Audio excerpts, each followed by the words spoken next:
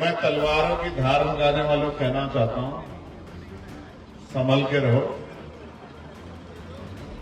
अभी संविधान हाथ में है, संविधान के आधार पर लड़ाई लड़ी जा रही है। किस दिन अगर आपकी तलवारों का जवाब देने का मन बना लिया तो तलवारें चाकू से छूटी हो जाएंगी और पलायन करना पड़ेगा किसी दूसरे प्रदेश में। नगीना सांसद चंद्रशेखर आजाद का ये बयान सोशल मीडिया पर खूब वायरल हो रहा है, जिसमें वो तलवार बांटने वाले को करारा जवाब दे रहे हैं। जालौन में चंद्रशेखर आजाद की एक जनसभा थी, जहां उन्होंने गाजियाबाद के एक मामले का जिक्र करते हुए प्रदेश में कानून व्यवस्था को लेकर सरकार को जमकर खरी खोटी सुनाई। क्या कुछ बोले, सुन लीजिए। तलवारें बट रही हैं, कलम छीने जा रहे हैं, कलम पे बहरा है और तलवारों के धार लगाई जा रही है। मैं तलवारों की धार लगाने वालों को कहना चाहता हूं, संभल के रहो।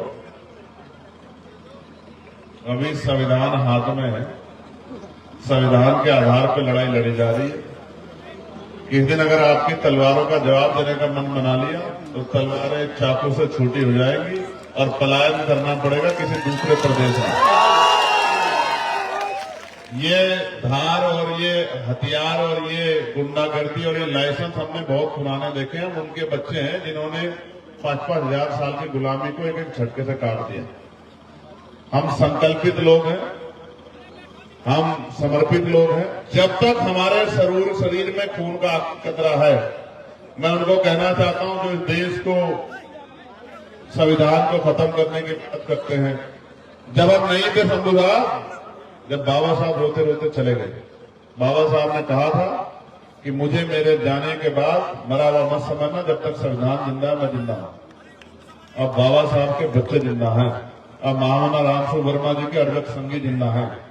अब इस देश में बहुजन हिताय बहुजन सुखाय के पहरेदार जिंदा हैं। संविधान पे आंख उठाने वालों को ऐसा सबक सिखाया जाएगा कि भीमा कोरेगांव हल्का पड़ जाएगा। भीमा कोरेगांव के बाद नई पिक्चर जो देखी जाएगी वो हिस्टोरिकल होगी।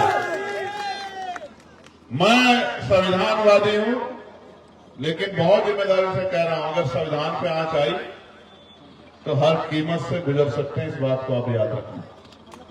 और जिसको हमारी ताकत देखनी हो वो गलतफहमी में ना रहे।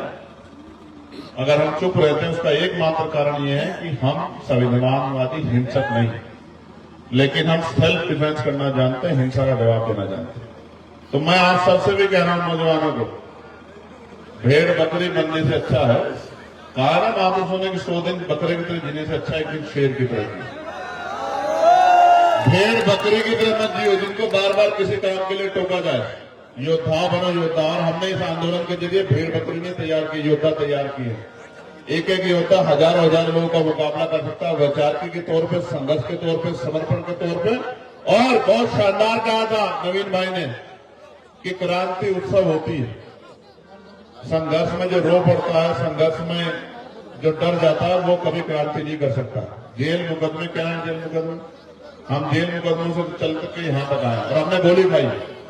अब आज के वर्तमान राजनीति में हमारा जैसा व्यक्ति नहीं होगा जो गोली खा के और फिर से उतनी ताकत से मनोवाद का और तमाम तरह की गुंडागर्दी का उतनी ताकत से सामना कर रहा है, चाहे पार्लियामेंट हो या सड़क।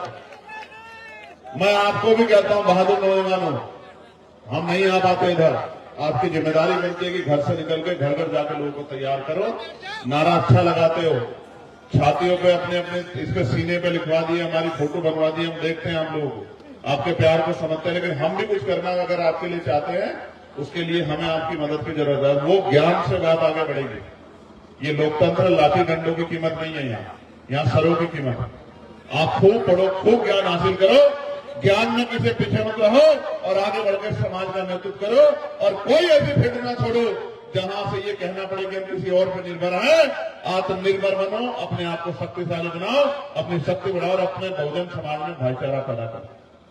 यहां जितने लोग बोले, किसी के पीछे यादव टाइटल लगा था, किसी के पीछे मंडल टाइटल लगा था, किसी के पीछे वर्मा टाइटल लगा था, किसी के पीछे प्रजापति टाइटल लगा था, किसी के पीछे और इधर उधर तमाम टाइटल लगे थे, किसी के कुमार लगा था, किसी को कुछ और गौतम लगा था।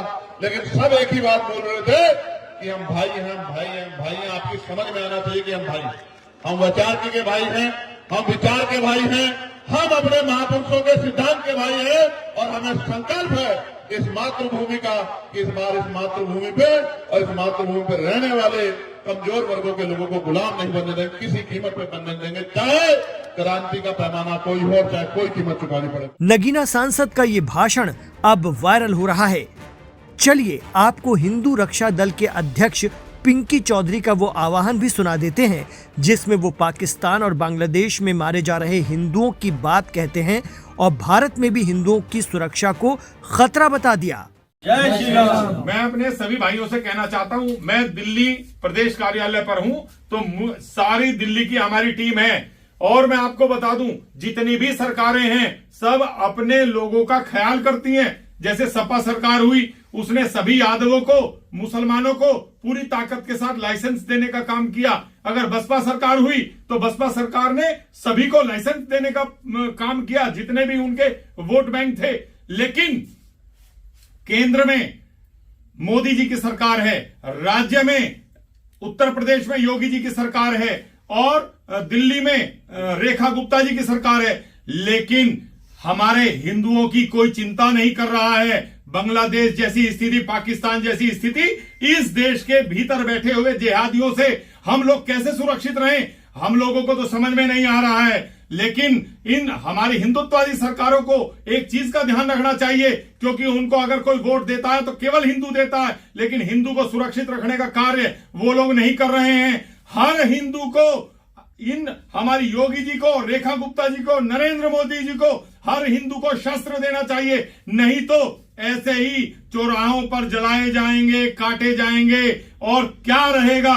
भैया हिंदू रक्षा दल ने तो एक मुहिम चालू की है कि हम हर घर तलवार, जितनी हमारी क्षमता है, जितनी हमारी स्थिति है, हम अपने परिवारों को तलवार से तो सक्षम कर ही सकते हैं, क्योंकि तलवार रखना हमारा अधिकार है, अपने परिवारों को बचाने का हमारा अधिकार है। हम अपने बच्चों को मरने कटने नहीं देंगे, तो इसके लिए हम लोग अपने परिवारों में तलवार वितरण करने का कार्य कर रहे हैं। इसकी जिम्मेदारी मैं स्वयं पिंकी चौधरी हिंदू रक्षा दल अध्यक्ष लेता हूं और मैं ये तलवार वितरण कर रहा हूं। हमारे दिल्ली के हमारे छोटे भाई, एक तो इनको दे रहा हूं और ये अपने परिवार की विधिवत रक्षा सुरक्षा कर सकें, और मैं इनको दे रहा हूं। हमारे मित्र हैं, हमारे मित्र ताकत के साथ इन जिहादियों से लड़ सके, क्योंकि दिल्ली में आप देख ही रहे हो ये जिहादी गाजर मूली की तरह हमारे बच्चों को काट देते हैं। वहां जाकर के हम आंदोलन करते हैं, हम अपने बच्चों को कटने नहीं देंगे, मरने नहीं देंगे। हम अपने परिवारों को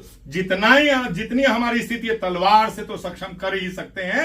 कोई भी कटमुल्ला हमारी बहन बेटियों को लव जिहाद में न फंसा सके, इसलिए, और कोई भी हमारे बच्चों को चाकुओं से गोद कर ना मार सके, इसके लिए हम अपने परिवारों को ताकतवर बनाने का काम करेंगे। सभी भाइयों को कहें जय श्री राम, जय श्री राम, जय श्री राम, जय श्री राम, जय श्री राम।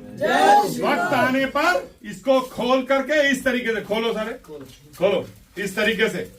ये तलवारें हिंदू रक्षा दल का जो उद्देश्य है, अपने परिवारों को बचाना, अपने परिवारों को सुरक्षित रखना, इस तरीके से मैं करता रहूंगा। उसके लिए कुछ भी करना पड़े, लेकिन अपने बच्चों को बांग्लादेश की तरह इन जिहादियों से मरने नहीं दूंगा। जय श्री राम, जय श्री राम, जय भवानी, जय भवानी, जय भवानी, नमो पार्वती पते। जयकारा वीर बजरंगे।